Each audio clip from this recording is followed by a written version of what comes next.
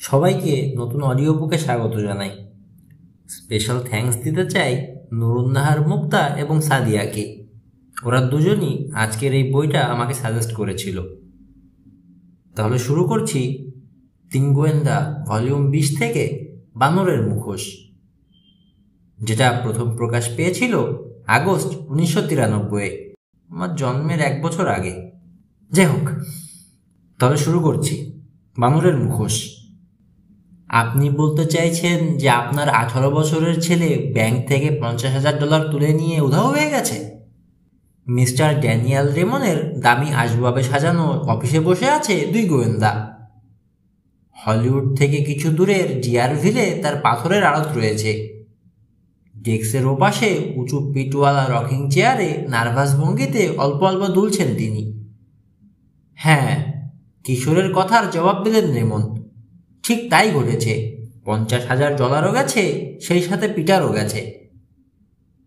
আমাদেরকে খুঁজে বের করে দিতে বলছেন? বলছি। টেবিলে কয়েকবার টোকা দিলেন তিনি। খুঁজে বের করে বাড়ি ফিরিয়ে আনবে। ওকে বলবে যা চায় ও তাই পাবে, আমি কথা দিচ্ছি। বাপের সাথে ঝগড়া করেছে মনে হয়, রবিন বলল। উপর দিকে হাত ছুড়ে দিলেন রেমন। জোরে এক নিঃশ্বাস ফেললেন। বিষণ্ণ হয়ে গেল চেহারা।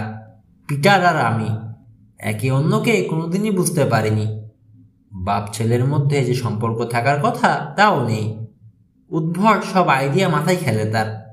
আমার মাথায় যেগুলো ঢুকেই না। তবে এইবার বাড়ি ফিরে এলে ওর যা ইচ্ছে করুক, আমি আর বাধা দেব না। থেমে গেলেন শিল্পপতি। গলা ধরে এসেছে। পকেট থেকে রুমাল বের করে চোখ মুছলেন। অস্বস্তিতে পড়ে গেল 2 গোয়েন্দা। হঠাৎ করে এমন আবেগপ্রবণ হয়ে পড়বেন রেমন ভাবতে পারেনি। তাকে সামলে নেওয়ার সময় দিল ওরা। তারপর রবিন বলল, সাধ্যমতো চেষ্টা করব আমরা। এখন আমাদের কিছু সূত্র দরকার। পিটার নিখোঁজ হয়েছে কতদিন হলো? রুমালটা ভাঁজ করে পকেটে রেখে দিলেন রেমন। 2 মাস। নিশ্চয়ই এতদিন অনেক খোঁজখবর করেছেন? কিশোরের প্রশ্ন। নিশ্চয়ই। কয়েকদিন অপেক্ষা করেও যখন দেখলাম পিটার ফিরল না, ডিয়ারভিল পুলিশকে জানালাম। কোনো হদিশই করতে পারল না। ডিয়ারভিলের পুলিশ চিফ নিকোলসন তো বলেই ফেলল, এমন অবাক কাণ্ড আর দেখেননি। অথচ দুর্ধর্ষ পুলিশ অফিসার বলে নাম আছে তার। অনেক জটিল কেসের কিনারা করেছেন। জানলা দিয়ে বাইরে তাকিয়ে পিটার রেমনের উধাও হয়ে যাওয়ার ব্যাপারটা নিয়ে ভাবছে কিশোর। কয়েক সেকেন্ড চুপ করে থেকে মিস্টার রেমনের দিকে ফিরল। পুলিশ যা করতে পারেনি সেটা আমরা করতে পারবো, এটা বিশ্বাস করেন আপনি? না করলে বলতাম না। তোমাদের কথা আমি আগেও শুনেছি। পুলিশ কিছু করতে পারেনি এমন অনেক রহস্যেরই সমাধান করেছ। তাছাড়া 2 বিখ্যাত লোক সাংঘাতিক সার্টিফাই করেছে তোমাদের। একজন হচ্ছেন চিত্র পরিচালক ডেভিস ক্রিস্টোফার, আর আরেকজন হচ্ছে গোয়েন্দা ভিক্টর সাইমন। আসলে মিস্টার সাইমনই ওদেরকে পাঠিয়েছেন এখানে। কাজটা তাকেই করে দেওয়ার অনুরোধ করেছিলেন রেমন, কিন্তু জরুরি একটা কাজে আটকা পড়ায় কেসটা নিতে পারেননি তিনি। 3 গোয়েন্দাকে রেফার করে দিয়েছেন। রেমন বলছেন, তারপরে আরও একটা ব্যাপার যেটাকে আমি সবচেয়ে বেশি প্রাধান্য দিয়েছি, তা হলো তোমরা প্রায় পিটারের সমবয়সী। আমার সাথে ওর এক জেনারেশন গ্যাপ রয়েছে, সেটা তোমাদের নেই। ওর মতিগতি ভাবসাব তোমরা যতদূর বুঝতে পারবে আমি পারবো না। সহজেই ওর ইচ্ছেটা কি সেটা জেনে নিতে পারবে, যদি ওকে খুঁজে পাওয়া যায় আর কি, কিশোর বলল। আর একবার দীর্ঘশ্বাস ফেললেন রেমন।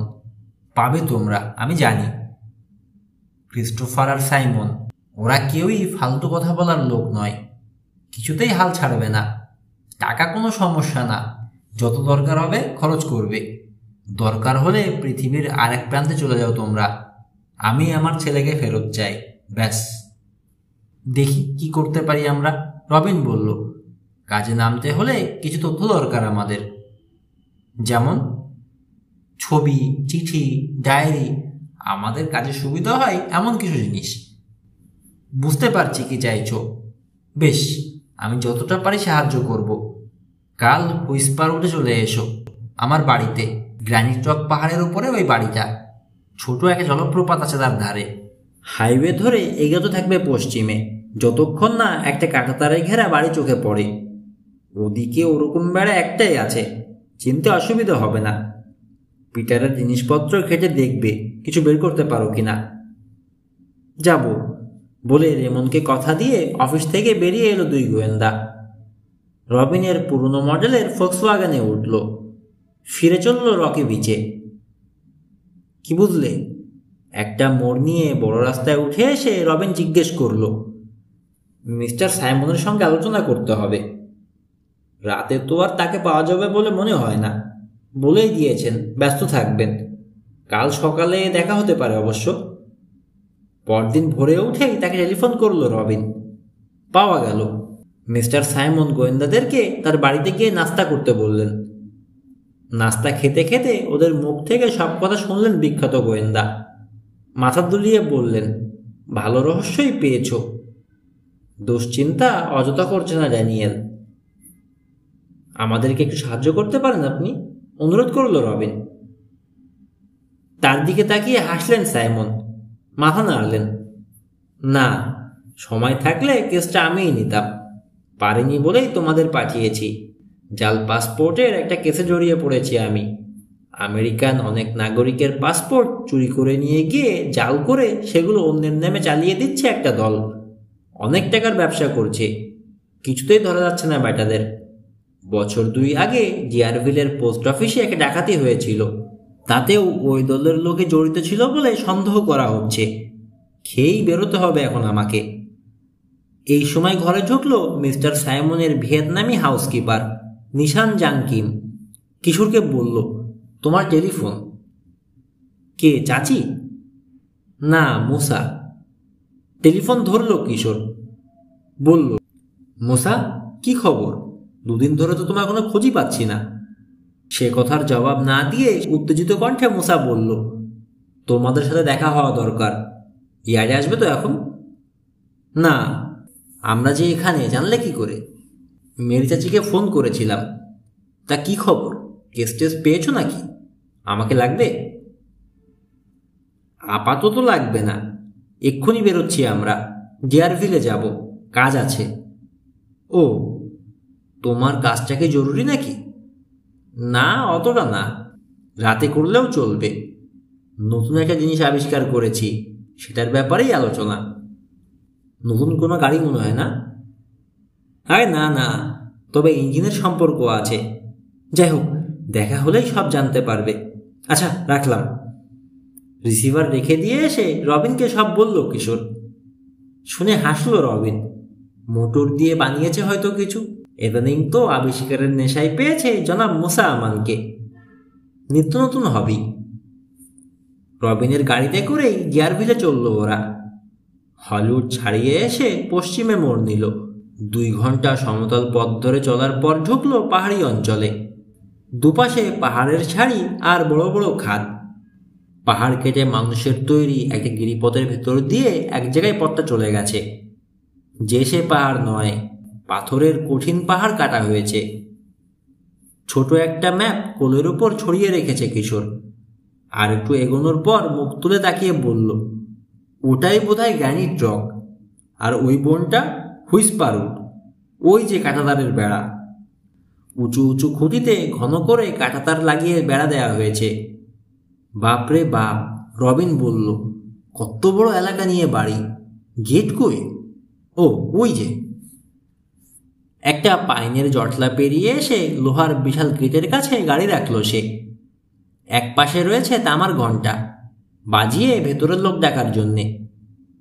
নেমে গিয়ে মস্ত হাতলটা চাপাচাপি করে পাল্লা খোলার চেষ্টা করল রবিন।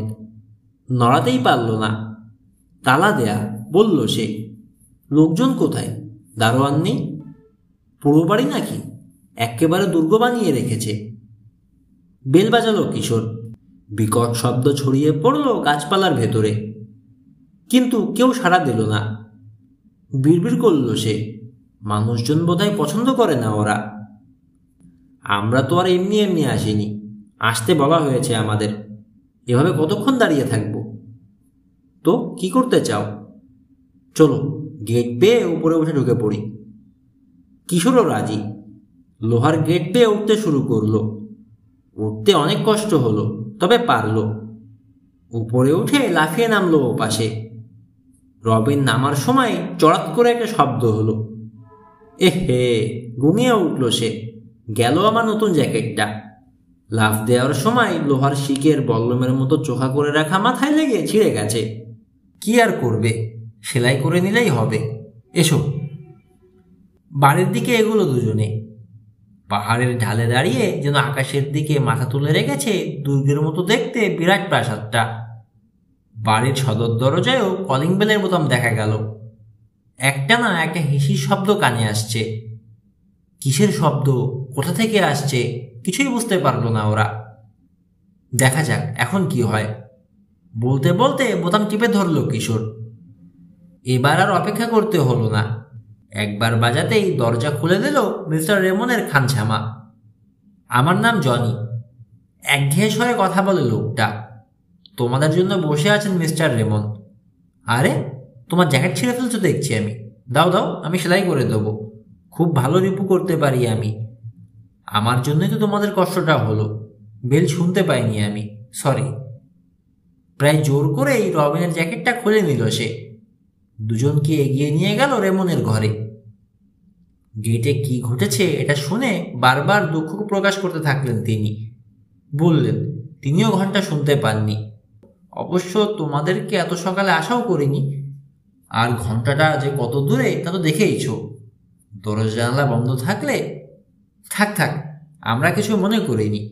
ভদ্রতার খাতিরে বলল কিশোর। কাজের কথা বলি। আমাদের কয়েকটা কথা জানা দরকার। আপনার ছেলে দেখতে কেমন? ম্যান্টেল পিস থেকে একটা ছবি তুলে আনলেন রেমন।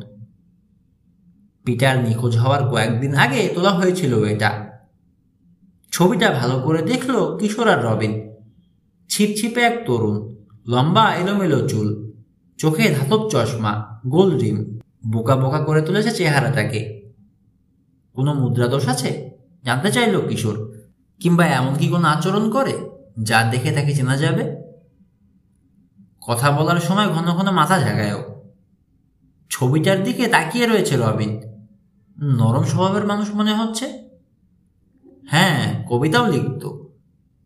ঝগড়াটা বাঁধালেন কি করে? নাক টানলেন রেমন। কয়েকটা হ্যামস্টার নিয়ে।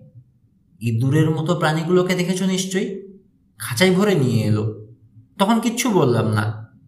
ওগুলো নিয়ে এত বেশি মাতামাতি করতে লাগলো, শেষে মেজাজ খারাপ হয়ে গেল আমার। একদিন সেও বাড়ি থেকে বেরিয়ে গেলে জনিকে বললাম ওগুলো গিয়ে ফেলে দিয়ে আসতে। কি কবিতা লিখত দেখাতে পারবেন? জিজ্ঞেস করলো কিশোর। ক্যাবিনেট খুলে একটা ম্যাগাজিন বের করে আনলেন রেমন। এটাতে ছাপা হয়েছে 58 পৃষ্ঠায়। দেখো পড়ে কিছু বোঝো কিনা। আমার মাথায় কিচ্ছু ঢোকেনি। ম্যাগাজিনটা খুলল কিশোর। সে আর রবিন দুজনেই পড়তে শুরু করলো। কিশোর বলল, ভালোই তো, আপনার ছেলের প্রতিভা আছে। কিন্তু এই কবিতা পড়ে বোঝা যাবে না সে কোথায় গিয়েছে। বিড়বিড় করে বলল রবিন। ওর ঘরে খোঁজা দরকার। চওড়া সিঁড়ি বেয়ে ওদেরকে ওপরতলায় নিয়ে এলেন রেমন। বড় হল ঘরের শেষ প্রান্তে আর একটা ঘর, পিটারের বেডরুম। ওদেরকে ঘরে ঢুকিয়ে দিয়ে বললেন, দেখো খুঁজে কিছু বের করতে পারো কিনা। বেরিয়ে গেলেন তিনি। আলমারি আর ক্যাবিনেটের ভেতর কিছু পাওয়া গেল না। কবিতার বই অনেক আছে, সেগুলোতেও কিছু মিলল না। হতাশ হয়ে রবিন বলল, কিছু তো নেই। টেবিলের ড্রয়ারে থাকতে পারে, আশা করল কিশোর। উপর থেকে নিচে সব কটা ড্রয়ার আতিপাতি করে খোঁজা হলো। কিচ্ছু নেই। ঠোলটাল রবিন। কোনো ডায়েরি নেই, চিঠি নেই, কিচ্ছু না। রাগ করে ঠেলে নিচের ড্রয়ারটা ঢুকিয়ে দিতে যাবে, খপ করে তার কবজি চেপে ধরল কিশোর। এই রাখো রাখো রাখো, ওটা কি? রবিনের হাত ছড়িয়ে দিয়ে নিজেই টেনে পুরো খুলল আবার হাত খোলা ড্রয়ারটা। দলা মোচড়া করে একটা কাগজ ফেলে রাখা রয়েছে।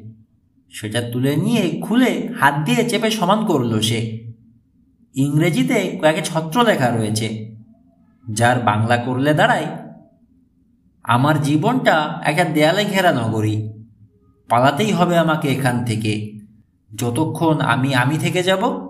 জেলখানায় রয়ে যাবে এটা আমার। কাগজটা উল্টালো কিশোর।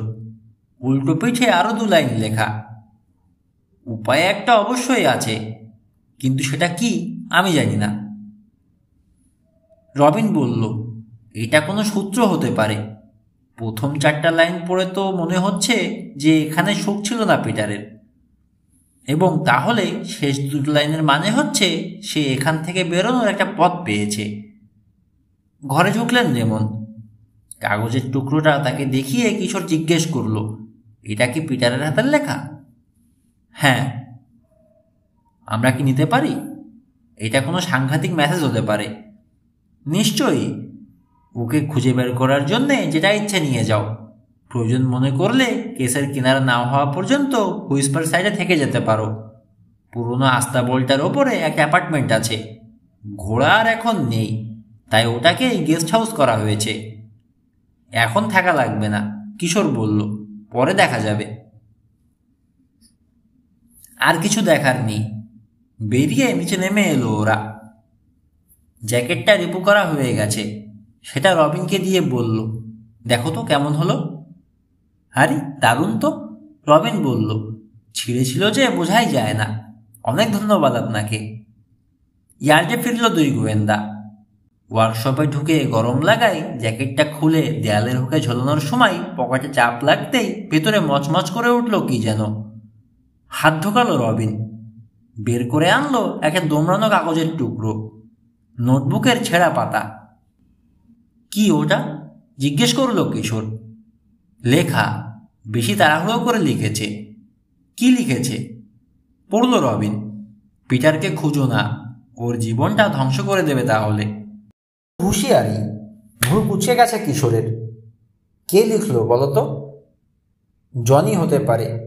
জ্যাকেটটা ফেরত দেওয়ার আগে পকেটে ঢুকিয়ে দিয়েছে। তাহলে জনির সাথে কথা বলা দরকার। কেন আমাদেরকে ভয় দেখিয়ে সরাতে চাইছে জিজ্ঞেস করব ওকে।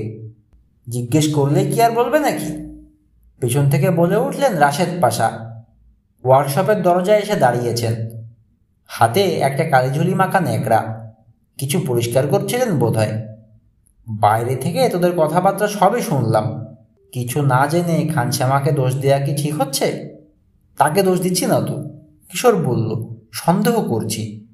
যে ঘটনাটা ঘটেছে তাতে সবার আগে তার উপরই সন্দেহ পড়ে। কেসটা কি? মানুষ হারিয়েছে, জবাব দিল রবিন। ডিয়ার হিলে বাস করত পিটার রেমন। রহস্যময়ভাবে নিখোঁজ হয়ে গেছে। Deer Hill? নাক কুচকালেন রাশেদ পাশা। সে তো 100 মাইল। এত দূরে যাওয়া আসা করে তদন্ত করবে কি করে? যাওয়া আসার প্রয়োজন হবে না। হুইসপার উডে মিস্টার রেমনের বাড়িতে আস্তাবলের উপর একটা ঘর আছে। আমাদেরকে সেখানে থাকতে বলেছেন। মস্ত গোফের এক কোণ ধরে টানলেন রাশেদ পাশা। শেষমেশ আস্তাবলের উপর? আরও একটা ভালো জায়গার ব্যবস্থাও তো করতে পারতেন মিস্টার রেমন। আর হয়তো নেই, কিশোর বলল। আগে আস্তাবল ছিল, এখন ঘোড়া থাকে না। গেস্ট হাউস করেছে যখন তখন ভালোই হবে হয়তোবা। বলে আর একবার গোফের কোণে ধরে টান দিলেন রাশেদ পাশা। মানুষ হারানোর কেস, কিডন্যাপিংও হতে পারে। তার মানে বড় রকমের বিপদ। সাবধানে থাকবি। রাশেদ পাশা চলে গেলেন। কেসটা নিয়ে আলোচনা করতে লাগলো 2 গোয়েন্দা। ঠিক করলো রেমনের বাড়িতে থেকেই কেসে তদন্ত করবে। আগামী দিন চলে যাবে হুইসপার উডে। পরদিন সকালে নাস্তা সেরেই ইয়ার্ডে চলে এলো রবিন। কিশোরের খাওয়া তখনও শেষ হয়নি, সে টেবিলেই রয়েছে। এই সময় রাস্তার দিক থেকে কয়েকবার ফটফট শব্দ শোনা গেল, অনেকটা পিস্তলের গুলি ফোটার আওয়াজের মতো। মেরি চাচি বলে উঠলেন, ওই যে মুসা এলো, ওর জেলপের মিস ফায়ার। আর একটা গাড়ি কিনেছে মুসা, অবশ্যই পুরনো, আগেরটার চেয়ে বেশি ছাড়া কম না। প্রায় বাতিল অবস্থায় কিনেছিল পানির দামে, নিজেই মেরামত টেরামত করে সারিয়ে নিয়েছে। ওটার আওয়াজেই পরিচিত জনেরা টের পেয়ে যায় মুসা আমান যাচ্ছে। খোলা দরজা দিয়ে ঘরে ঢুকলো মুসা, উত্তেজনায় হাঁপাচ্ছে। মেরি চাচিকে জিজ্ঞেস করলো, কেমন আছেন আন্টি? বলতে বলতেই চোখ পড়ল টেবিলের দিকে। হাসিতে বেরিয়ে পড়ল ঝকঝকে সাদা দাঁত। কোমরের বেল্টে হাত বোলালো। ভালো, জবাব দিলেন মেরি চাচি। এসো বসে পড়ো, নাস্তা নিশ্চয়ই করনি। করলেই বাকি, হাসতে হাসতে বলল রবিন। এক সকালে 5 বার নাস্তা করলেও মুসা আমাদের কিচ্ছু হবে না। তাছাড়া এত সুন্দর একটা প্যানকেক দেখেছে তো, জিভের পানি কি আর আটকাতে পারে? না পারো। মুসার পক্ষ নিলেন চাচি। তোমাদের মতো নাকি? কিছু খেতে পারো না? এই বয়সে না খেলে শরীর টেকে নাকি? মুসা বসো। মুচকি হাসলো শুধু কিশোর, কিছু বলল না। বসে পড়ল মুসা। প্লেটে ধার ধারল না, প্যানকেকের ডিশটাই টেনে নিল। অবিশ্বাস্য দ্রুত গতিতে একের পর এক কেক উধাও হয়ে যেতে লাগলো ডিশ থেকে। খালি হয়ে গেল দেখতে দেখতে, একটাও আর রইল না। ঢক ঢক করে 2 গ্লাস দুধ খেয়ে ঘাউ করে ঝেকুর তুলল। তারপর আয়েশ করে হেলান দিল চেয়ারে। কেকগুলো খুব ভালো হয়েছে আন্টি, থ্যাংক ইউ। হেসে উঠে দাঁড়ালেন মেরি চাচি, টেবিল পরিষ্কার করতে লাগলেন। কিশোর জিজ্ঞেস করল মুসাকে, কাল রাতে না কথা বলতে চেয়েছিলে? আটকে গিয়েছিলাম। কি নিয়ে এত ব্যস্ততা তোমার? নাক চুলকালো মুসা। গল্ফ বল স্ক্যাভেঞ্জিং কথাটা শুনেছ কখনো? না, মাথা নাড়ল কিশোর। কি ওটা? নতুন কোনো হবি তোমার?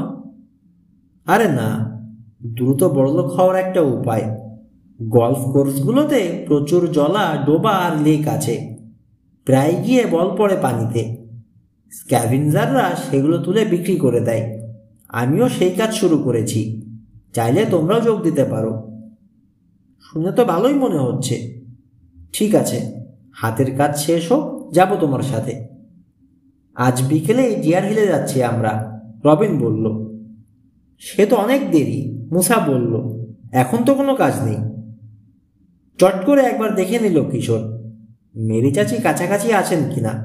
নেই। এটো বাসন পেয়ালাগুলো সিঙ্কে ভিজিয়ে রেখে বেরিয়ে গেছেন, নিশ্চয়ই অন্য কোনো কাজে। ওদের কাজ নেই এ কথা শুনলেই ইয়ার্ডের কাজে লাগিয়ে দেবেন। কণ্ঠস্বর খাদে নামিয়ে প্রায় ফিসফিস করে বলল কিশোর, না নেই। গুড, চলো তাহলে আমার সাথে, আমারও সুবিধা হবে, তোমাদেরও। ইয়ার্ডে খেটে মরার চেয়ে মুসার সঙ্গে যাওয়াটা অনেক আকর্ষণীয় মনে হলো কিশোর আর রবিনের কাছে। বেরিয়ে পড়ল 3 জনে। মুসার জেলপিতে চড়ল। বুঝিয়ে বলল মুসা, কি করে বল তোলা হয়।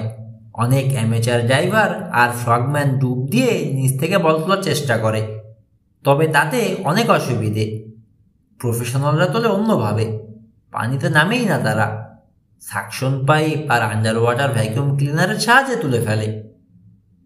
প্রতি বছর প্রায় 6 কোটি বল তোলা হয় পানি থেকে, বিক্রি হয় $15 কোটি।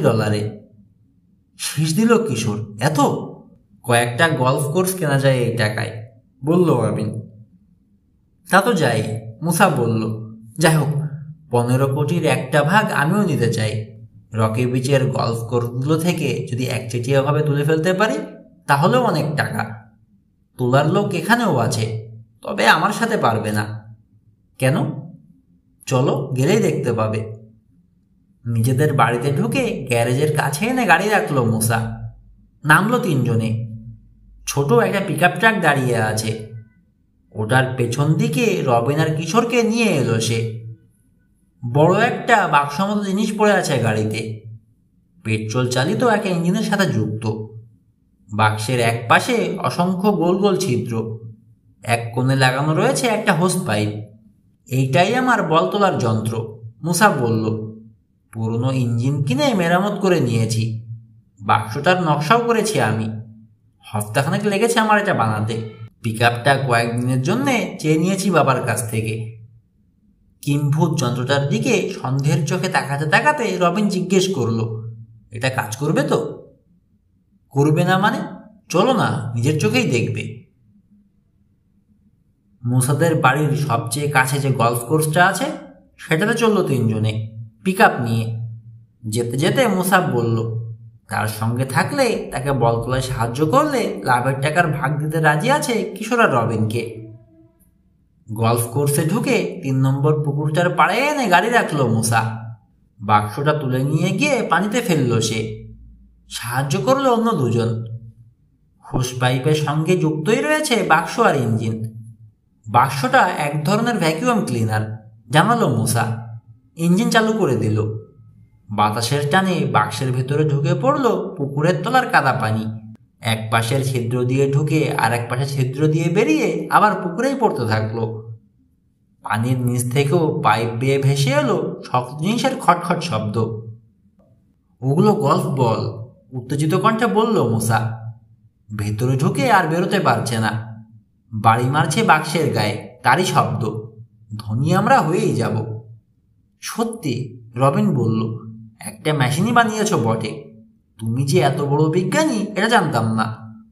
প্রায় ঘন্টাখানেক ধরে পুকুরের তলা ঝাড়ু দিয়ে বাক্সটা টেনে তোলা হলো। বেজাই ভারী। ডাঙায় তুলে বাক্সের একটা দরজা খুলল মুসা। একসঙ্গে ভেতরে উকি দিল তিনজনে। মাথায় মাথায় ঠকাঠুকি হয়ে গেল। একটা শব্দই কেবল বেরোলো মুসার মুখ থেকে, খাইছে। রবিন আর কিশোরও অবাক। সত্যিই কাজ করেছে মুসার আবিষ্কৃত মেশিন। কয়েকশো বল ঠাসাঠাসি হয়ে আছে বাক্সের ভেতরে। পানির তলায় থেকে থেকে শ্যাওলা পড়ে গেছে। কাদাই মাখামাখি, কিন্তু নষ্ট হয়নি। ধুয়ে মুছে পরিষ্কার করে নিলেই ঠিক হয়ে যাবে। ধেই ধেই করে নাচতে আরম্ভ করল মুসা। রবিন আর কিশোরের মুখেও হাসি। নিয়ম মাফিক অর্ধেক বল গলফ কোর্সের মালিককে দিয়ে বাকি বলগুলো নিয়ে বাড়ি ফিরে চলল ওরা। একটা ট্রাফিক লাইট পোস্ট পেরোনোর সময় হঠাৎ শোরগোল শুরু হলো পেছনে। লোকে চেঁচামেচি করতে লাগলো, হর্ন বাজাতে লাগলো গাড়িগুলো। বাঁশি বাজালো ট্রাফিক পুলিশ। আয়নার দিকে তাকিয়ে মুসা বলল, ব্যাপারটা কি? আমাদেরকেই ডাকছে মনে হয়। লালবাতি তো অমান্য করিনি। রবিনের চিৎকারে তার কথায় বাধা পড়ল। সর্বনাশ! পিকআপের টেলগেট লাগাতে ভুলে গেছ। সমস্ত রাস্তা বলে ছড়াছড়ি। ঘ্যাচ করে ব্রেক কষল মুসা। পেছনে তাকিয়ে স্তব্ধ হয়ে গেল। এক এলাহি কাণ্ড শুরু হয়েছে। বলে পা দিয়ে উল্টে পড়ছে পথচারী। কেউ কেউ আবার একা পড়ছে না, গায়ের কাছাকাছি থাকা অন্যকে নিয়ে পড়ছে। চাকার নিচে বল পড়ে নিয়ন্ত্রণ হারাচ্ছে গাড়ি। গোলমাল থামাতে চারিদিকে ছোটাছুটি করছে ট্রাফিক পুলিশ। আল্লাহ রে! গাড়ি সাইড করে রাখতে রাখতে কোকিয়ে উঠল মোসা। ধনী হওয়ার 12টা বাজলো আমার। ধনী হওয়া তো পরের কথা, কিশোর বলল, আগে পুলিশ সামলাও। যে পরিমাণ খেপেছে, কোমরে আজ দড়ি পড়বে আমাদের, বিড়বিড় করল রবিন। জানালার কাছে এসে খেকিয়ে উঠল পুলিশ অফিসার। বেরো, জলদি রাস্তা থেকে তোলো ওগুলো, নামো তিনজনে। বোকা হয়ে গেছে যেন 3 গোয়েন্দা। চুপচাপ গাড়ি থেকে নেমে এসে বল করাতে শুরু করলো। পথের পাশে দাঁড়িয়ে মজা দেখছিল কয়েকটা ছেলে। ওরাও এসে ওদেরকে সাহায্য করলো। বলগুলো আবার তোলা হলো পিকআপের পেছনে। টেলগেট ঠিকমতো লাগানো হয়েছে কিনা কয়েকবার টেনে টেনে দেখলো মোসা। আর বিপদে পড়তে চায় না। ফিরে এলো ড্রাইভিং সিটে। ভাগ্যিস টিকিট ধরিয়ে দেয়নি, বলল সে। কেউ জখম হয়নি তাই রক্ষে, কিশোর বলল, নইলে ঠিকই ধরাতো। মুসাদের বাড়িতে এসে দেখা গেল ওদের স্কুলের 2জন বন্ধু মুসার জন্য বসে আছে। একজন বিল রোজার আর আরেকজন টম মার্টিন। বিল খুব বুদ্ধিমান, প্রচুর পড়াশোনা ওর। আর টম রকি বিচেরই একজন কন্ট্রাক্টরের ছেলে, প্রচুর টাকার মালিক ওর বাবা। মুসার মতোই খেলাধুলা ভালোবাসে, পড়ালেখাও মন্দ না। মুসারা কোথায় গিয়েছিল, পথে কি হয়েছিল, রবিনের মুখে শুনে হাসতে হাসতে গড়িয়ে পড়ল দুজনে। বিকেলে মুসা আবার বল স্ক্যাভেঞ্জিংয়ে যাবে শুনলে ওরাও ধরলো, ওরা সঙ্গে যাবে। রাজি হয়ে গেল মুসা। 2জন সহকারী পেলে ভালোই হয়। রবিনের গাড়ি নিয়ে হুইস্পার রোডে রওনা হয়ে গেল সে আর কিশোর। পথে একটা রেস্টুরেন্ট থেকে খাওয়া সেরে নিল। মিস্টার রেমনের বাড়িতে পৌঁছে ঘন্টা বাজালে এবার ঠিক মতোই সাড়া দিল জনি। গেস্ট হাউস দেখিয়ে দিলেন রেমন। ভারী সেই হিসহিসে শব্দ, প্রথমবার এসে যেটা শুনেছিল এখনও একটানা কানে আসছে। জলপ্রপাতের শব্দ, রেমন বললেন। সর্বক্ষণ ওরকম ফিসফাস করে, সেই জন্যেই জায়গাটার নাম রাখা হয়েছে হুইস্পার রোড। ও এই ব্যাপার, যাক, রহস্যটার সমাধান হলো। আপনার ছেলে কি এই গেস্ট হাউসে ঢুকতো? জিজ্ঞেস করল কিশোর। ঢুকতো মাঝে সাঝে। জনিও বেশ কিছুদিন থেকেছে এখানে, মূল বাড়িটা মেরামতের সময়। ওকে পছন্দ করতো পিটার, তাই তার কাছে আসতো। নিজের ঘর ঠিক হয়েছে, তাই আবার সেখানে ফিরে গেছে জনি। রবিনের জ্যাকেটের পকেটে পাওয়া নোটটার কথা রেমনকে জানিয়ে কিশোর বলল, এ ব্যাপারে আমরা জনের সাথে কথা বলতে চাই। নিশ্চয়ই, ও কিছু করে থাকলে আমি ওকে ছাড়ব না। রেমনের সঙ্গে আবার প্রাসাদ এলো দুই গোয়েন্দা। খানসামার মুখোমুখি হলো। নোটটা ওর দিকে বাড়িয়ে দিল রবিন। পড়ে মুখ সাদা হয়ে গেল জনির, চোখ বড় বড়, কাপা কাপা হয়ে গেল নিঃশ্বাস। কাগজটা ভাঁজ করে আবার ফিরিয়ে দিয়ে বলল, কোথায় পেলে? আমার জ্যাকেটের পকেটে, কাল রিপু করে আপনি ফিরিয়ে দেওয়ার পর। ভ্রুকুটি করল জনি, আমি ঢোকাইনি। প্রমাণ করতে পারবে সেটা? কড়া গলায় জিজ্ঞেস করলেন রেমন। পারবো স্যার, এই যে দেখুন। পকেট থেকে একটা বাজারের লিস্ট বের করে সামনে দিল জনি। এটা আমার লেখা, আপনি জানেন। নোটটার সাথে হাতের লেখাটা মিলিয়ে দেখুন একটু। দুটো কাগজ পাশাপাশি রাখলো রবিন। কিশোরও ঝুঁকে এলো দেখার জন্যে। একটার সঙ্গে আর একটার লেখা মেলে না, মনে হচ্ছে অন্য কারো লেখা। বিড়বিড় করলো রবিন। সেই লোকটা কে? নিজেকেই যেন প্রশ্ন করলো কিশোর। মিস্টার রেমন, আর কে কে থাকে এই বাড়িতে? মালি, হেনরি, জবাব দিলেন রেমন। ওর স্ত্রীও থাকে, রান্না বান্নাটা সেই করে। আমার স্ত্রীর নার্ভাস ব্রেকডাউন হয়েছে, পূব পাশের একটা ঘরে থাকে, প্রায় বেরোই না ওখান থেকে। সবসময় ওর কাছে থাকে একজন নার্স, মিস ডোরিয়া গিলবার্টসন।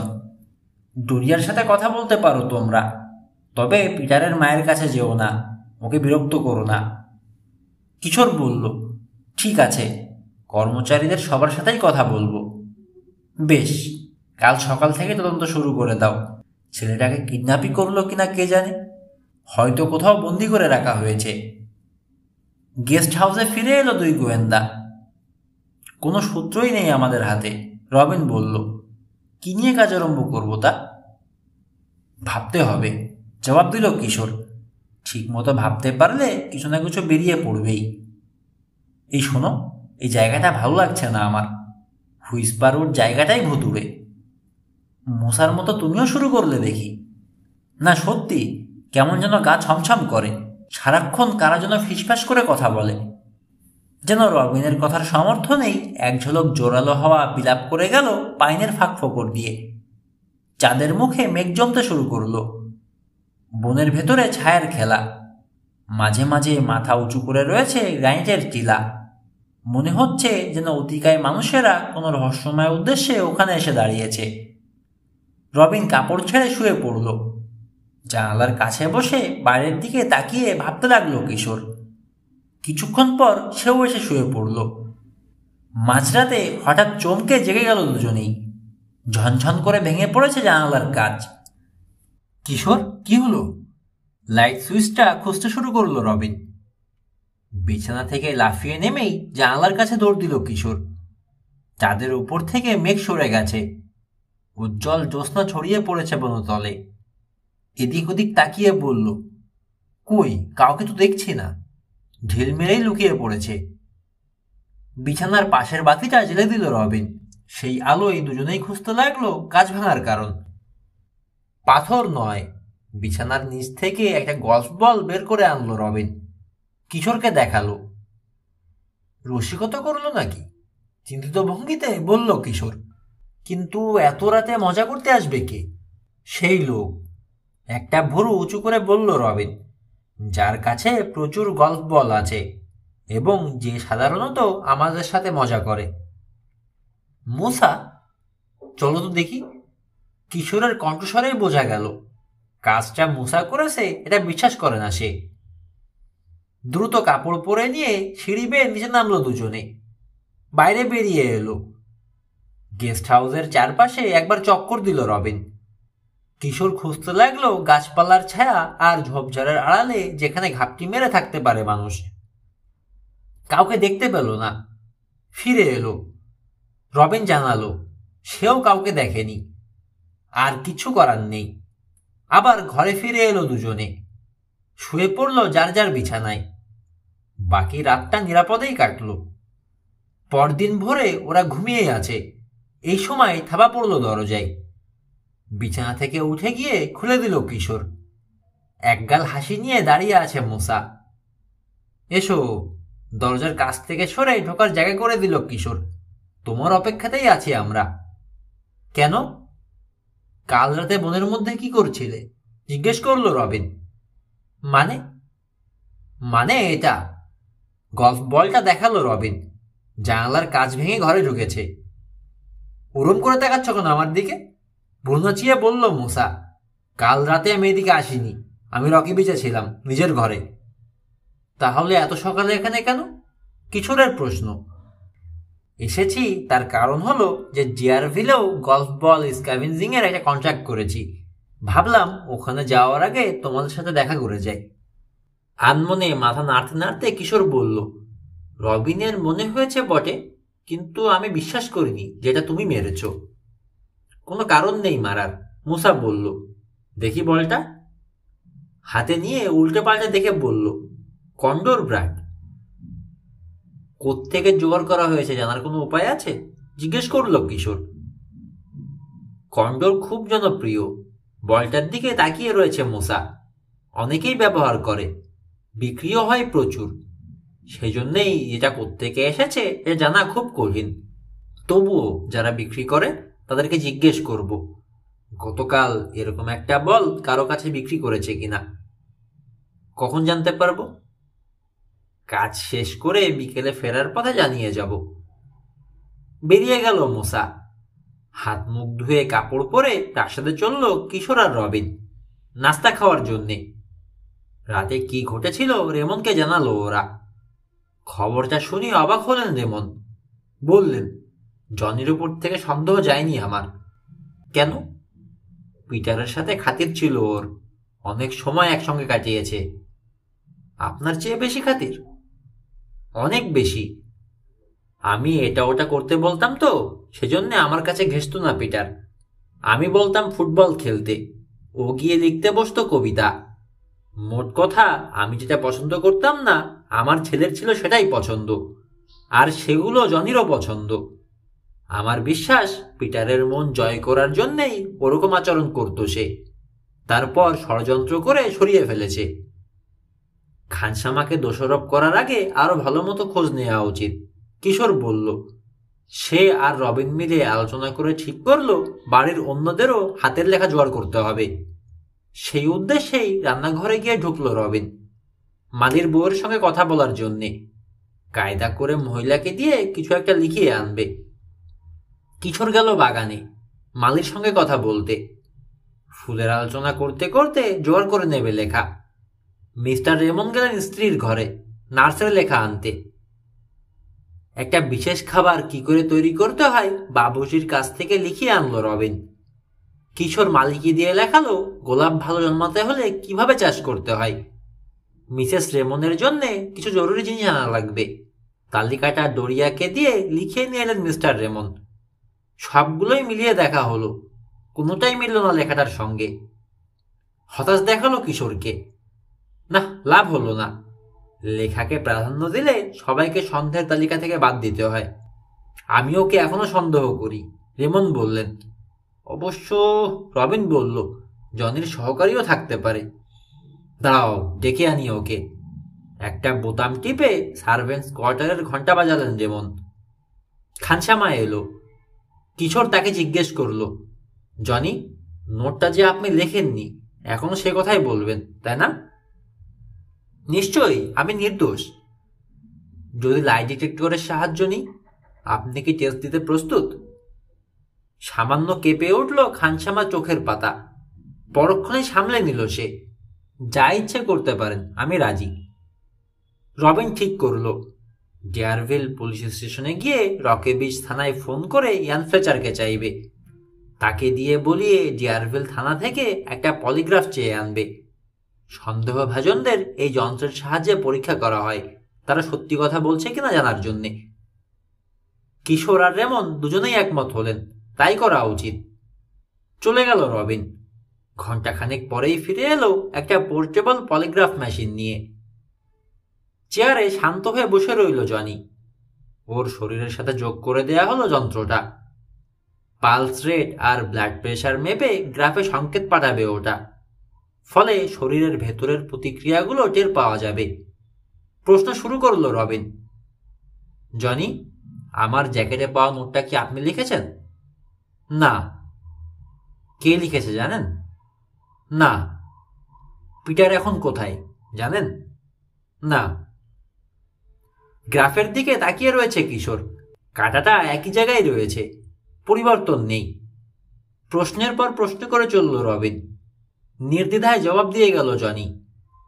অবশেষে রবিন বলল, সত্যি কথাই বলছে মনে হয়।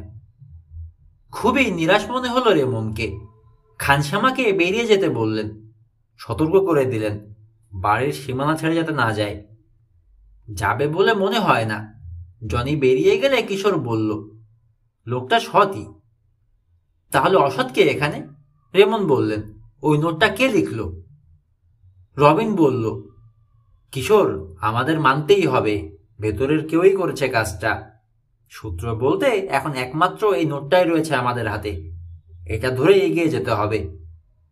আচ্ছা, এক কাজ করা যাক, যন্ত্রটা যখন আনাই হয়েছে সবাইকেই টেস্ট করা হোক। সবাইকে ডেকে আনলেন রেমন। নোটটার কথা ওদেরকে বলল কিশোর। শুনে কেউই তেমন অবাক হলো না, তবে কেউই স্বীকার করলো না যে সে লিখেছে। পলিগ্রাফ টেস্ট করাবো না বলেও আপত্তি করলো না কেউ। বরং নার্স ডোরিয়া বলল, তাকে আগে টেস্ট করা হোক, কাজ শেষ করে তাড়াতাড়ি যাতে মিসেস রেমনের কাছে যেতে পারে। একে একে সবাইকে টেস্ট করা হলো। কোনো ফল হলো না। জনির বেলায় যা ঘটেছিল সে এখনো সে একই ব্যাপার।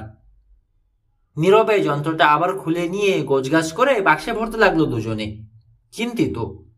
তদন্তের শুরুতে যেখানে ছিল সেখানেই রয়েছে, একটু এগোতে পারেনি। গম্ভীর হয়েছিলেন মিস্টার রেমন। ওরা তাকাতেই এক চিলতে হাসি ফুটেই মিলিয়ে গেল ঠোঁটে, যেন ওদের ব্যর্থতাকে ব্যঙ্গ করলেন। বললেন, এবার কি করবে? সময় লাগবে, বুঝতে পারছি। কিশোর জবাব দিল, সব প্রশ্নেরই জবাব আছে। কোনোটা বের করা সহজ, আবার কোনোটা কঠিন, তবে বের হবেই। এই রহস্যের সমাধান আমরা করেই ছাড়ব। তাড়াতাড়ি করতে পারলেই ভালো হয়। তোমাদের যে সুনাম শুনেছি সেটা বজায় থাকবে আশা করছি। বেরিয়ে গেলেন রেমন। যন্ত্রটা ফেরত দিতে চাইল দুই গোয়েন্দা। এবার কিশোরও চলল সঙ্গে, চিফ নিকলসনের সঙ্গে পরিচিত হয়ে আসার জন্যে। পলিগ্রাফটা ফেরত দিল ওরা। চিফ নিকলসন ওদেরকে সাহায্য করতে চাইলেন। ধন্যবাদ দিয়ে কিশোর বলল, প্রয়োজন হলে অবশ্যই জানাবে। আবার ফিরে এলো ওরা উইসপার উডে। ছোট একটা ঝোপের পরিচর্যা করছে মালি। সেখানে নিয়ে গিয়ে তাকে গাড়ি রাখতে বলল কিশোর। কয়েকটা কথা জিজ্ঞেস করতে হবে ওকে। করো বলে সেদিকে গাড়ির মুখ ঘুরিয়ে দিল রবিন। গাড়ি থেকে নামলো দুজনে, এগুলো মালির দিকে। হাঁটু গেড়ে বসে গাছের গোড়ায় মাটি ঠাসছে লোকটা।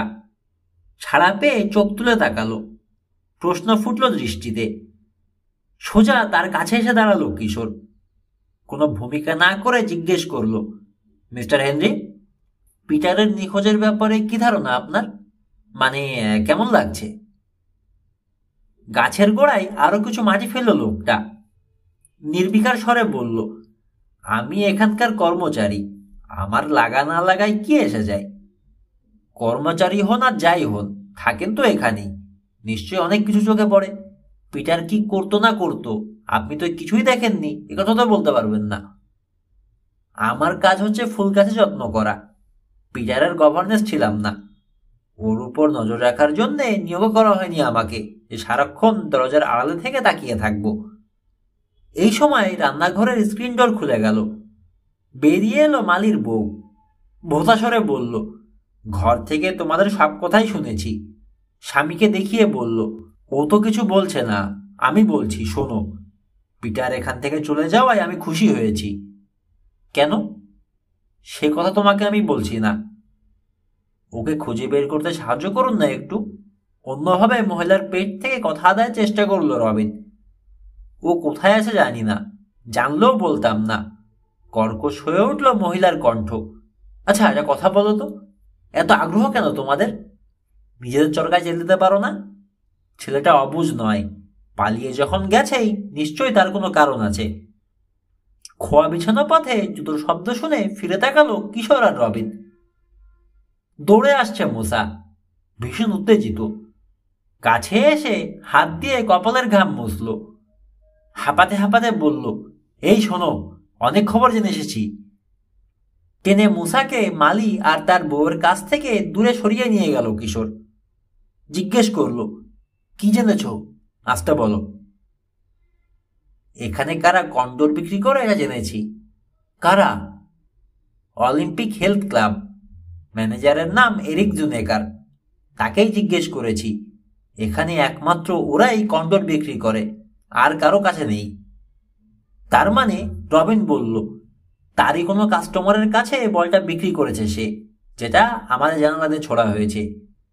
হ্যাঁ, আমার তাই ধারণা, মুসা বলল। যাক, একটা সূত্র অন্তত পাওয়া গেল। অলিম্পিক হেলথ ক্লাবে গিয়ে এখন খোঁজ করব কার কার কাছে বল বিক্রি করে ওরা। মাথা ঝাঁকালো কিশোর। কাজটা মুসার জন্যই সহজ হবে। বল বিক্রি করতে নিয়ে গেলে কথায় কথায় অনেক কিছু জেনে নিতে পারবে। মুসা, অলিম্পিকের গ্রাউন্ডে নিশ্চয়ই পুকুর বা লেক আছে না? তোলার অনুমতি নিতে পারবে? তা পারবো, তবে দুটো চুক্তি হাতে আছে।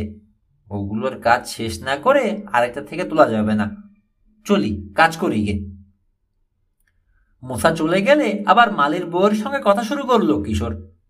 মিসেস হেনরি, পিটারের পালিয়ে যাওয়ার কারণ আছে, এটা আপনি বলেছেন আমাকে। এটা বলে আপনি আমাকে কি বোঝাতে চেয়েছেন? এখানে সে অশান্তিতে ছিল। সে যা করতে চাইতো সব কিছুতেই বাধা। নিজের ইচ্ছা মতো কিছুই করতে পারতো না। যেমন ওই হ্যামস্টারগুলোর কথাই ধরো। ওগুলো তো কারো কোনো ক্ষতি করছিল না, বরং বেচারা ছেলেটা আনন্দ ছিল ওগুলোকে নিয়ে। ফেলে দিয়ে আসার কি কোনো মানে হয়? উঠে দাঁড়ালো হেনরি, ধমক দিয়ে বলল, চুপ করো অ্যানি, এত কথা বলতে তোমাকে কে বলেছে? মিথ্যে তো আর বলছেন না, রবিন বলল। তাছাড়া উনি কোনো গোপন কথাও ফাঁস করছেন না। পিটারের ব্যাপারে মিস্টার রেমন যদি কিছু বলতে চান তোমাদের, সেটা বলতে পারেন, মালি বলল। কিন্তু আমরা তার কর্মচারী, আমাদের কথা বলা সাজে না। বউয়ের দিকে তাকিয়ে কড়া গলায় বলল, চাকরিটা আমার খেতে চাও নাকি? মহিলার হাত ধরে টেনে নিয়ে গিয়ে রান্নাঘরে ঢুকে গেল সে। স্ক্রিন ডোরটা লাগিয়ে দিল। ওরা গেস্ট হাউসে ফিরে এলো। সবাইকে তো জিজ্ঞেস করা হলো, কিশোর বলল, একমাত্র মিসেস রেমন বাদে। তাকে জিজ্ঞেস করলে হয়তো মূল্যবান সূত্র পেয়ে যেতে পারি। মিস্টার রেমন সেটাকে ভালোভাবে নেবেন না। যেতে হলে চুরি করে যেতে হবে, গোপনে, রেমনের চোখ এড়িয়ে।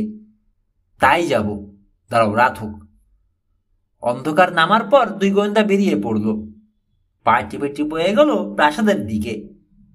ঝোপঝাড়ের পাশ কাটিয়ে গাছপালার ছায় ছায় এসে পৌঁছালো বাড়ির পূবধারের অংশে। ছুরির মাথা ঢুকিয়ে দিয়ে একে জানালা ছিটকানি খুলে ফেলল কিশোর। চৌকাঠ ডিঙিয়ে ভেতরে ঢুকলো দুজনে। হলওয়ের সিঁড়ি দিয়ে দোতলায় উঠল। কাউকে চোখে পড়ল না। নিঃশব্দে এসে দাঁড়ালো মিসেস রেমনের ঘরের সামনে। মিস্টার রেমন যেটা দেখিয়ে দিয়েছিলেন। দরজায় আলতো টোকা দিল কিশোর। খুলে দিল নার্স ডোরিয়া। কি চাই? মোলায়েম গলায় কিশোর বলল, মিসেস রেমনের সাথে কথা বলবো। অসম্ভব, কারোর সাথেই কথা বলেন না মিসেস রেমন, দেখাও করেন না। দরজাটা লাগিয়ে যেতে গেল নার্স, কিন্তু তার আগেই পাল্লার ওপাশে একটা পা ঢুকিয়ে দিল কিশোর। পাশ কাটিয়ে ভেতরে ঢুকে পড়ল রবিন। কিশোরও ঢুকলো। শোবার ঘরের দিকে এগোতে এগোতে কিশোর ডাকলো, মিসেস রেমন, আমরা আপনার সাথে কথা বলতে চাই, পিটারের ব্যাপারে। যোগ করল রবিন, খুব জরুরি। পিছে পিছে এলো নার্স। বেরিয়ে যেতে বলছে ওদেরকে। কানেই তুলল না দুই গোয়েন্দা, যেন শুনতেই পায়নি। সাড় দিলেন না মিসেস রেমন। দরজার কাছে পৌঁছে গেল কিশোর আর রবিন, পেছনে নার্স। ভেতরে উকি দিয়েই স্থির হয়ে গেল ওরা। বিছানা খালি। ঘরে ঢুকলো কিশোর আর রবিন। খুঁজতে শুরু করলো। কোথাও পাওয়া গেল না মহিলাকে। একটা খোলা জানালা দেখালো রবিন। দুজনে এসে দাঁড়ালো তার কাছে। জানালার ফ্রেমে বাঁধা দড়ির সিঁড়ি নেমে গেছে নিচের দিকে। মাথা দুলিয়ে বলল রবিন, এদিক দিয়েই তাহলে পালিয়েছেন। জানালা দিয়ে বাইরে তাকিয়ে রয়েছে কিশোর, কাউকে চোখে পড়ল না নিচে কোথাও। নার্সের দিকে ফিরে বলল, আপনার রোগী বেশ ভালো দৌড়াবাজি কর, তাই না? সব তোমাদের দোষ। রেগে উঠল ডরিয়া। তোমাদের ডাকাডাকিতেই নিশ্চয়ই ভয় পেয়ে বেরিয়ে গেছেন তিনি। তার কোনো ক্ষতি হলে তোমরা দাঁড়িয়ে থাকবে বলে দিলাম। দরজার দিকে হাত তুলে ধমক দিয়ে বলল, যাও, বেরো এখন। যাচ্ছি, শীতল গলায় বলল কিশোর, তবে আবার আসবো। সিঁড়ি দিয়ে নিচে নামতে নামতে রবিনকে বলল সে, মিস্টার রেমনকে জানানো দরকার যে তার স্ত্রী পালিয়েছেন। বলার আগে আমরাই একবার খোঁজ করে দেখি না কেন? এখন গিয়ে বললে হয়তো আমাদের দোষী দেবেন তিনি। নার্স তো সবকিছু আমাদের ঘাড়েই চাপাবে। তা অবশ্য ভুল বলনি। চলো তাহলে আগে খুঁজেই দেখি। যে পথে ঢুকেছিল সেখান দিয়েই বেরিয়ে এলো ছেলেরা। দুজনে দুদিকে যাওয়ার জন্যে সবে পা বাড়িয়েছে। এই সময় তীক্ষ্ণ একটা চিৎকার ছড়িয়ে পড়ল বাতাসে। নারী কণ্ঠে একটিমাত্র ডাক শোনা গেল, পিটার। চমকে গিয়ে জিজ্ঞেস করলো রবিন, কোনখান থেকে এলো? প্রপাতের দিক থেকে, জলদি চলো। দৌড় দিল কিশোর। খোলা জায়গা পেরিয়ে এসে ঢুকলো ঝোপের ভেতর। দুহাতে জালপাতা সরিয়ে এগোতে লাগলো। পেছনে রয়েছে রবিন। যতই এগোচ্ছে জোরালো হচ্ছে পানি পড়ার শব্দ। কিছু দূর এগোনোর পর সামনে একটা সরু গিরিখাত পড়ল। চাঁদের আলোয় দেখা গেল খাতের পাথুরে কিনারা থেকে পানি ঝরে পড়ছে নিচে। যেখানটাতে পড়ছে সেখানে প্রবল ঘূর্ণি, ফেনায় ফেনায় সাদা। খাত থেকে বেরিয়ে গেছে একটা নালা, গ্রানিট চকের পাশ দিয়ে এগিয়েছে। সেটা ধরে প্রচণ্ড বেগে ধেয়ে চলেছে পানি। তীব্র স্রোতা পাহাড়ি নদীর সৃষ্টি করেছে। সরাসরি হেঁটে এগোনোর উপায় নেই। পাথর থেকে পাথরে লাফিয়ে লাফিয়ে এগোতে লাগলো দুই গোয়েন্দা। যে কোনো মুহূর্তে পিছলে কিংবা ভারসাম্য হারিয়ে পড়ে যেতে পারে, সাবধান থাকতে হচ্ছে সেজন্যে। রবিনকে হুঁশিয়ার করে দিল কিশোর, ওই ঘূর্ণির মধ্যে পড়লে আর বাঁচতে হবে না, দেখে পা ফেলো। হঠাৎ দাঁড়িয়ে গেল রবিন। প্রপাতের দিকে হাত তুলে চিৎকার করে বলল, দেখো দেখো। প্রপাতের কিনারে বড় একটা পাথরের উপর দাঁড়িয়ে রয়েছে একটা নারী মূর্তি। এই পরিবেশে কেমন ভুতুড়ে লাগছে। মুখটা উপর দিকে তোলা, শরীর টান টান, বহু দূরে যেন কোনো কিছুর দিকে তাকিয়ে রয়েছে। চোখে এসে পড়ছে পানির কণা। ভালো করে দেখার জন্যে সেগুলো মুছে দিল দুজনে। কিন্তু ওই মুহূর্তে জোর বাতাসে মহিলার গলার স্কার্ফের প্রান্ত উড়িয়ে নিয়ে গিয়ে তার মুখে ফেলল, ঢেকে দিল চেহারা। চেনার জোয়ার রইল না। দৃশ্যটা স্তব্ধ করে দিয়েছে কিশোরকে। বলল, রবিন, নিশ্চয়ই মিসেস রেমন, আমি তার সাথে কথা বলতে যাচ্ছি। পাথুরে তরাইয়ে পাথরের উপর দিয়ে লাফিয়ে এগোতে হলো ওদের। রবিন এখন আগে রয়েছে। এসব পাহাড়ি অঞ্চলে অনেক বেশি স্বচ্ছন্দ গতি তার।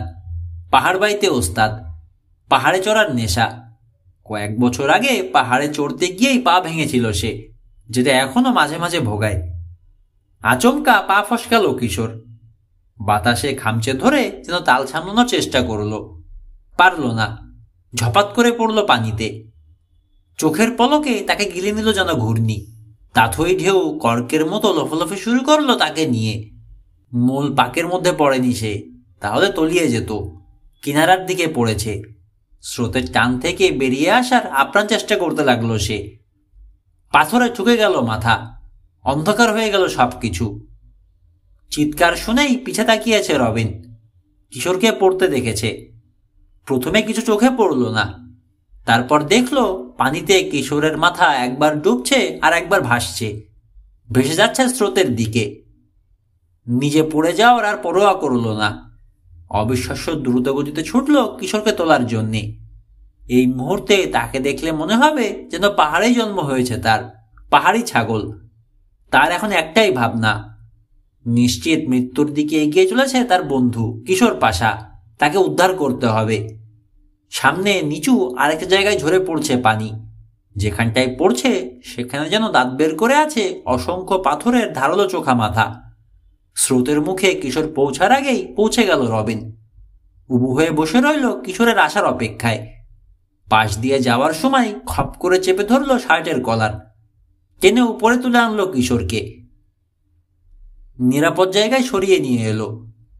কিশোরকে চিৎ করে শুইয়ে দিয়ে তার মুখে মুখ লাগিয়ে কৃত্রিম শ্বাস প্রশ্বাসের ব্যবস্থা করলো সে। ধীরে ধীরে নিঃশ্বাস স্বাভাবিক হয়ে এলো কিশোরের। চোখ মেলল আরো পরে। রবিনের দিকে তাকিয়ে বোঝার চেষ্টা করলো কোথায় আছে। তারপর মৃদু স্বরে বলল, থ্যাংক ইউ। হাসি ফুটল রবিনের মুখে। রসিকতা করে বলল, সাঁতার কাটতে যাওয়ার আর সময় পেলে না? দুর্বল ভঙ্গিতে হাসল কিশোর। কি মনে হতে উঠে বসলো, ওই মহিলা এখনো আছে? এতক্ষণে মনে পড়ল রবিনের। মুখ তুলে ওপর দিকে তাকালো। কিশোরও তাকালো। কালো মেঘে ঢেকে দিয়েছে চাঁদের মুখ। পাহাড়ের আনাচে কানাচে এখন ঘন ছায়া। মহিলা যেখানটায় দাঁড়িয়েছিলেন সেখানেও এখন অন্ধকার, কিচ্ছু দেখা যাচ্ছে না। মনে হয় চলে গেছেন, রবিন বলল। এখন আর তাকে খুঁজতে যাওয়ার কোনো মানে হয় না। এভাবে ঝুঁকি নেওয়াটাও ঠিক হবে না। এরপর দুজনেই হয়তো পড়ে যাব পানিতে। তা ঠিক, চলো প্রাসাদে চলো। এতক্ষণে হয়তো ফিরেছেন মিসেস রেমন। ফিরে চলল ওরা। বাড়ির পূব ধারে আসতেই চোখ পড়ল লনের উপর দিয়ে কে যেন দৌড়ে চলেছে। মেয়ে লোক, কিশোর বলল। নিশ্চয়ই মিসেস রেমন বলেই ছুটল রবিন। কিশোর দৌড় দিল তার পিছে। পানিতে পড়ে আর মাথায় বাড়ি খেয়ে অনেকটাই কাহিল হয়ে গেছে সে। বেশি জোরে দৌড়াতে পারছে না, তবে হাল ছাড়ল না। ওরা লনে পৌঁছতে পৌঁছতে জানলার নিচে পৌঁছে গেল মূর্তিটা। দড়ির সিঁড়ি বেয়ে উঠতে শুরু করলো। অবাক কাণ্ড, অবাক হয়ে বলল রবিন। হ্যাঁ, ক্লান্ত স্বরে বলল কিশোর। রীতিমতো অ্যাথলেট, রোগী মনেই হয় না। ওটা কি? বলতে বলতেই গিয়ে নিচু হয়ে জিনিসটা তুলে নিল রবিন। একবার দেখেই পকেটে ভরল, পরে ভালো করে দেখার জন্যে। দেখেও ফেরানো গেল না মহিলাকে। সাংঘাতিক ক্লান্ত লাগছে কিশোরের। দড়ির সিঁড়ি বেয়ে ওঠার তো সামর্থ্য নেই। জানলা ডিঙিয়ে আবার ঘরে ঢুকে মিসেস রেমনের সঙ্গে কথা বলবে সেই ইচ্ছাও করল না। ঘরে ফিরে যাওয়ারই সিদ্ধান্ত নিল। গেস্ট হাউসে পৌঁছে কাপড় ছেড়ে সোজা বিছানায়। তারপরে ঘুম। দুহাতের ওপর মাথা রেখে বিছানায় চিত হয়ে আছে রবিন। ভাবছে, কেস তো নয়, যেন এক জটিল ধাঁধা। বিড়বিড় করে আনমনেই বলল, নার্স ডোরিয়ায় মিসেস রেমনকে ঘর থেকে বেরোতে সাহায্য করেনি তো? তিনি কোথায় গিয়েছিলেন সে নিশ্চয় জানে। ভাবতে ভাবতে ঘুমিয়ে পড়ল রবিন। জোরে জোরে থাবা পড়ল দরজায়। চমকে গেল রবিন। লাফিয়ে উঠে বসল বিছানায়। ঘড়ি দেখল 8টা বাজে। কিশোরও উঠে বসেছে, চোখ ডলছে। জড়িত কণ্ঠে জিজ্ঞেস করল, অমন করছে কে? বিছানা থেকে নেমে গিয়ে দরজা খুলে দিল রবিন। জনি দাঁড়িয়ে আছে। রবিনের নাকের কাছে একটা কেবলগ্রাম নেড়ে বলল, সকালে এটা এসেছে। এখন আমরা জানি পিটার কোথায় আছে। খানসামার হাত থেকে কাগজটা প্রায় কেড়ে নিয়ে পড়ল রবিন। সাহায্য চাই। এক্সেলসিওর গ্রাও পাড়ায় আসতে হবে। জবাব দিতে হবে না, শুধু আসতে হবে। পিটার। জনি বলল, পিটার নিশ্চয়ই হোটেলে আছে। ওটা কোথায়? পুরোপুরি জেগে আছে কিশোর। ব্রাজিলের বেলিম থেকে পাঠানো হয়েছে কেবলটা। ওটা আমাজন নদীর পাড়ে। আজব জায়গায় চলে গেছে, ওখানে কেন? নিজেকেই প্রশ্নটা করল কিশোর। ঠিক আছে, এখনই মিস্টার রেমনের সঙ্গে কথা বলবো। হ্যাঁ, তিনি তোমাদের জন্যই বসে আছেন। তাড়াতাড়ি হাত মুখ ধুয়ে কাপড় পরে বেরিয়ে পড়ল দুজনে। প্রাসাদে চলে এলো। স্বস্তি দেখা যাচ্ছে মিস্টার রেমনের চেহারায়।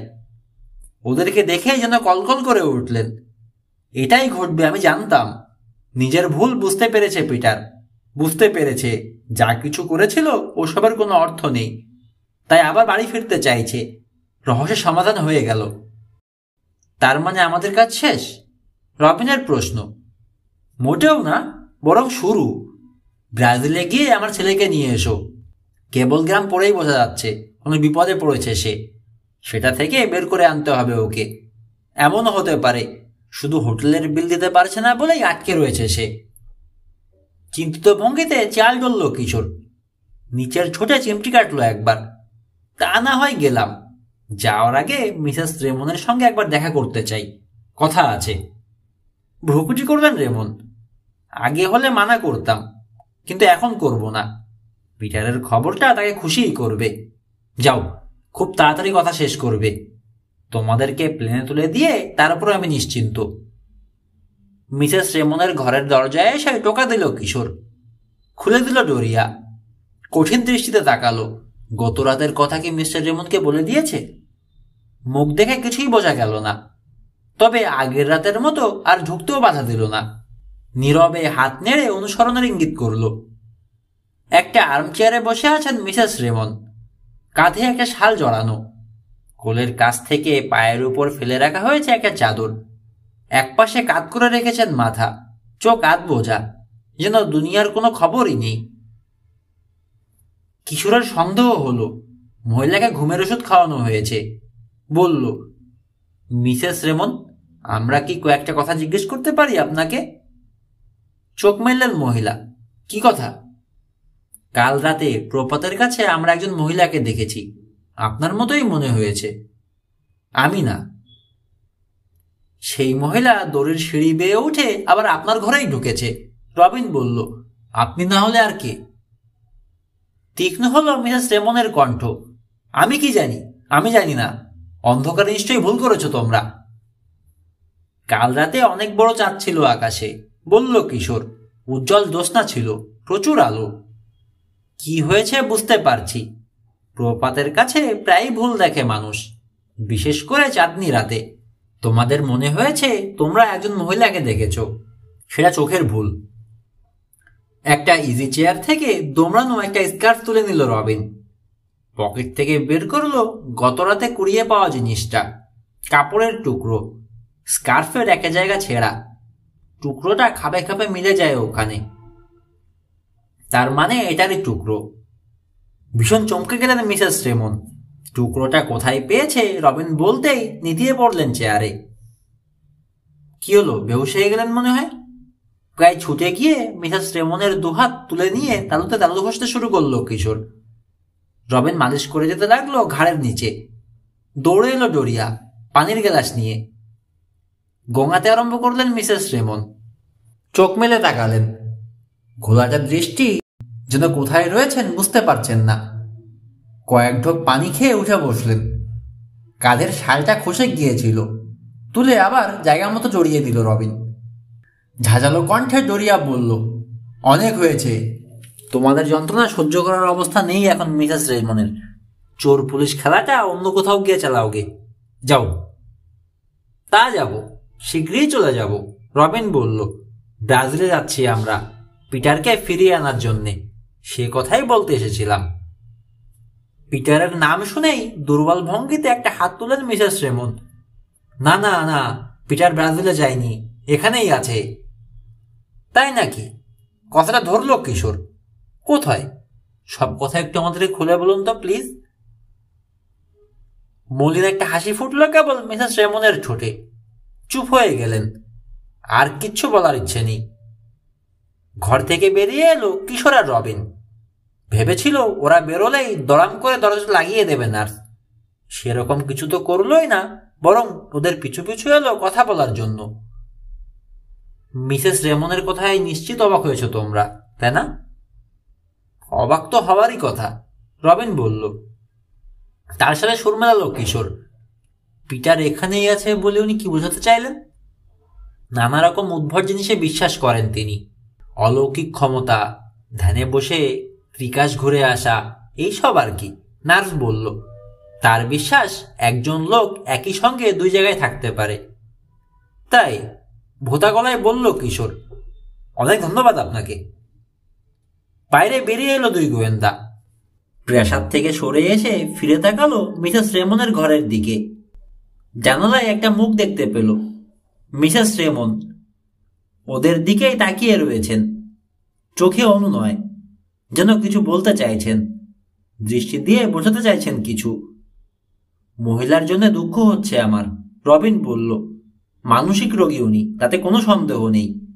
এ কারণেই কোনো কিছু চিন্তা ভাবনা না করেই প্রপাতের কাছে ছুটে গিয়েছিলেন ছেলেকে খুঁজতে। গেস্ট হাউসে ফিরে এসে দেখলো মুসা বসে আছে। আধ ঘন্টা পর এসে হাজির হলো বিল আর টম। জিয়ারভিলে বল তোলার জন্য ওদের সাহায্য চেয়েছে মুসা। লাভের একটা অংশ অবশ্যই ওদেরকে দেওয়া হবে। কিশোর আর রবিন অন্য কাজে ব্যস্ত, তাই বল তোলায় ওদের সাহায্য পাচ্ছে না। সে নিজেও কয়েকটা চুক্তি সই করে ফেলেছে, অনেক টাকা খাটিয়ে বসে আছে। সেগুলো না তোলা পর্যন্ত আর কোনো কাজে মন দিতে পারছে না। পিটারের কেসটা নিয়ে মুসার সঙ্গে আলোচনা করতে লাগলো কিশোর আর রবিন। এ ব্যাপারে বিল আর টমেরও প্রচুর আগ্রহ, তাই তারাও যোগ দিল আলোচনায়। ওদের নিরুৎসাহিত করল না কিশোর, তেমন জরুরি কিংবা গোপন কথা বলছে না এখন। কাজেই আমাকে আর রবিনকে ব্রাজিল যেতে হচ্ছে। কিশোর বলল, ইতিমধ্যে একটা কাজ তোমাকে করতে হবে মুসা, রেমনের বাড়ির উপর নজর রাখতে হবে। অত বড় বাড়ির উপর একা একা নজর রাখি কি করে বলো তো? মুসা বলল। গাল চুলকাল কিশোর। বিল আর টমের দিকে তাকিয়ে কি যেন ভাবলো, বলল, এই গোয়েন্দাগিরি করবে? 3 গোয়েন্দার খ্যাতি স্কুলের অনেক ছেলেরই ঈর্ষার কারণ। অনেকেই গোয়েন্দা হতে চায়, টম আর বিলও তার ব্যতিক্রম নয়। ওরা সুযোগ পেয়ে হাতছাড়া করল না, রাজি হয়ে গেল। গুড, মাথা ঝাঁকালো কিশোর। মুসার দিকে তাকিয়ে বলল, ওদের সাহায্য নেবে। তারপরও এত বড় বাড়ির উপর বাইরে থেকে নজর রাখা খুব কঠিন। আর এক কাজ করতে পারো তোমরা, মিস্টার রেমনকে গিয়ে ধরলে তোমাদেরকে গেস্ট হাউসে থাকতে দিতে রাজিও হয়ে যেতে পারেন তিনি। এখানে থেকেই তখন বল তুলতে যেতে পারবে। যখন কাজ থাকবে না, বাড়িটার উপর নজর রাখতে পারবে। 3 জন আছো, তেমন বুঝলে পালা করে পাহারাও দিতে পারো। দেখি। হাসি ফুটল মুসার মুখে। পারলে ভালোই হতো, হোটেলে থাকার টাকাটা বেঁচে যেত আমাদের। 2 সহকারের দিকে তাকিয়ে বলল, এই চলো, মিস্টার রেমনের সঙ্গে এখনই দেখা করে আসি। নিজের পরিচয় দিয়ে ইচ্ছের কথাটা মিস্টার রেমনকে জানালো মুসা। খুশি হলেন তিনি, বোঝা গেল। বললেন, থাকলে মন্দ হয় না, কয়েকজন লোক থাকলে জোর বাড়বে আমাদের। কোনো কিছু ঘটার আশঙ্কা করছি না অবশ্য, তবুও। প্লেনের টিকিট কেটে এলো কিশোর আর রবিন। বন্ধুদের বিদায় জানিয়ে রওনা হলো রকি বিচে। অভিভাবকদের জানাতে চায় যে ওরা ব্রাজিলে যাচ্ছে।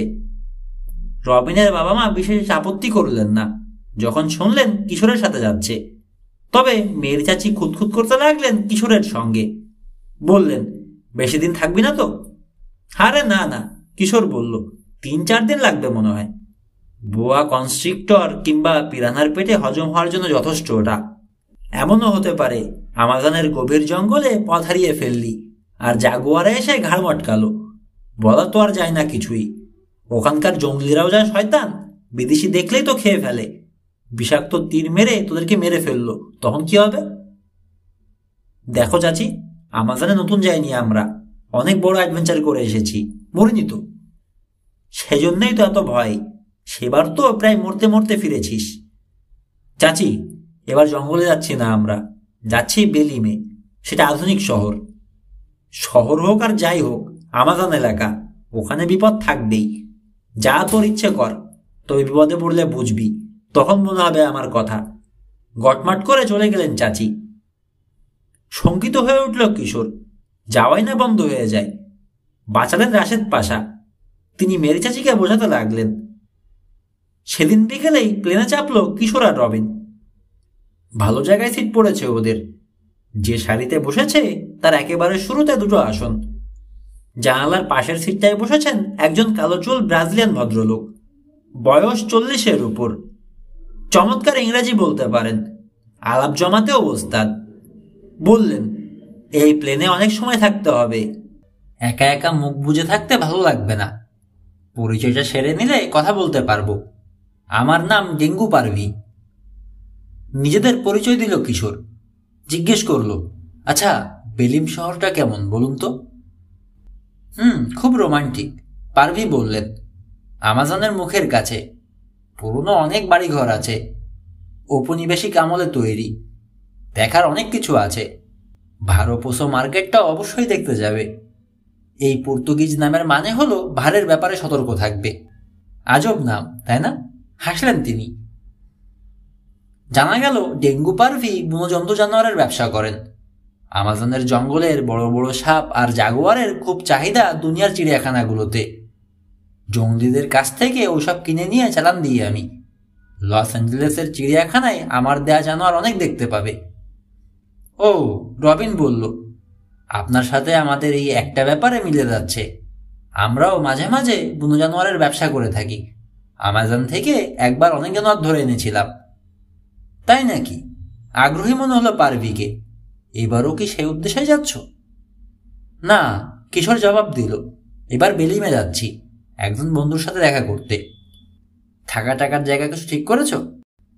না করে কি আর অত দূরে যাওয়া যায়? এক্সেলসিওর গ্র্যান্ড প্যারা হোটেলে থাকবো আমরা। তাই? সন্দেহ দেখা দিল পারভির চোখে। কি ব্যাপার? না, কিছু না। হোটেলটার অনেক দুর্নাম রয়েছে তো, তাই ভাবছি একজন গুন্ডা পান্ডা চালায় ওটা।